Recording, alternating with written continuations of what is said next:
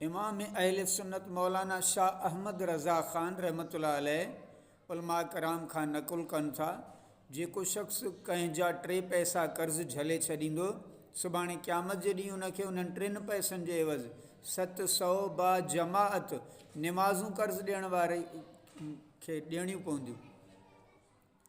दुनिया में कंहिं ते ज़रे बराबरि ज़ुल्म करण वारो जेसिताईं मज़लूम खे राज़ी न करे वठंदो, उन वक़्त ताईं उन जे ख़ुलासी याने छोटकारो नामुमकिन आहे। ऐं अल्लाह अज़्ज़ व जल जेकॾहिं चाहींदो त पंहिंजे फ़ज़्ल ऐं करम सां क़यामत जे ॾींहुं ज़ालिम ऐं मज़लूम में सुलह कराए छॾींदो। ॿी सूरत में उन मज़लूम खे ज़ालिम जूं नेकियूं ॾिनियूं वेंदियूं। जेकॾहिं उन सां बि मज़लूम या मज़लूमनि जा हक़ूक़ अदा न थिया त मज़लूमनि जा गुनाह ज़ालिम जे मथे ते रखिया वेंदा।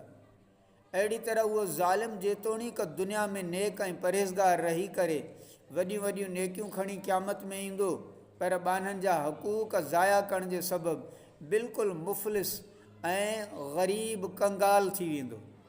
इन सबब जे करे उन खे जहन्नम में दाख़िल कयो वेंदो।